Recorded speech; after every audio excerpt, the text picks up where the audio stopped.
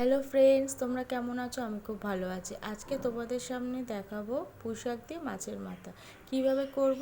চলো চটপট তোমাদের বলে নিই।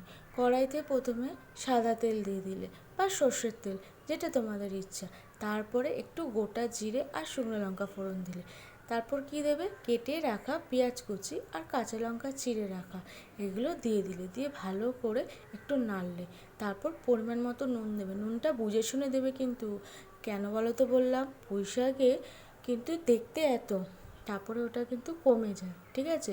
যদি বেশি নুন দাও তাহলে নুন কাটা হয়ে যাবে, ওই জন্য নুনটা বুঝে শুনে নিতে হবে। তারপরে বেটে রাখা আদা রসুনের পেস্টটা দিয়ে দিলাম, দিয়ে ভালো করে কষাতে থাকলাম। তারপরে একটু গ্যাসটা কমিয়ে নেবে, না হলে কিন্তু মশলাটা তলায় ধরে যেতে পারে, ঠিক আছে? তারপরে কি করবে, কিছু গুঁড়ো মশলা অ্যাড করতে হবে, যেরকম ধনিয়া জিরের গুঁড়ো, আর তার সাথে কী দেবে, কালারের জন্য একটু লঙ্কার গুঁড়ো দিয়ে দিলে, দিয়ে তারপরে লাস্টে হলুদটা দেবে, দিয়ে ভালো করে কষাতে থাকবে, ঠিক আছে? যতক্ষণ না মশলা থেকে তেল বেরোবে ততক্ষণ মশলাটা ভালো করে কষিয়ে রাখবে। তারপর কেটে রাখা পুঁই শাক দিয়ে দেবে। পুঁই শাকে তো জানোই কী কী সবজি দিতে হয়, বেগুন, আলু, কুমড়ো। আর এখন যেহেতু কাঁঠালের সিজন, ওই জন্য একটু কাঁঠালের দানা দিয়ে দিয়েছি, খেতে বেশ ভালো লাগে। তারপরে পুঁই শাকের গায়ে সেই মশলাগুলো ভালো করে নেড়ে চেড়ে, তারপরে যখন নাড়াচাড়া হয়ে যাবে তারপর ওটা চাপা দিয়ে দেবে, চাপা দিয়ে ওটাকে সেদ্ধ হওয়ার জন্য ছেড়ে দাও 10 মিনিট।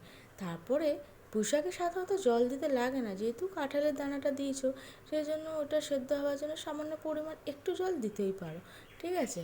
তারপরে কি করবে, তার সাথে একটু চিনি অ্যাড করবে। চিনিটা দিলে কিন্তু পুঁই শাকটা খুব টেস্টি হয়ে যায়। তারপরে ভেজে রাখা, তোমাদের বলেছিলাম না মাছের মাথা দিয়ে পুঁই শাক, ওই জন্য ভেজে রাখা মাছের মাথাগুলো তোমাদের দিয়ে দিতে হবে, দিয়ে ভালো করে ওর সাথে মিশিয়ে আরও 5-10 মিনিট ওই জলটা যেটা দেখতে পাচ্ছ ওটা পুরোটা শুকাবে, ঠিক আছে? অত তো আর ভিডিও করে তোমাদের দেখানো সম্ভব হচ্ছে না, ওই জন্য আমি শর্টে করেছি। ব্যাস, তারপর তৈরি হয়ে যাবে মাছের মাথা দিয়ে পুঁই শাক।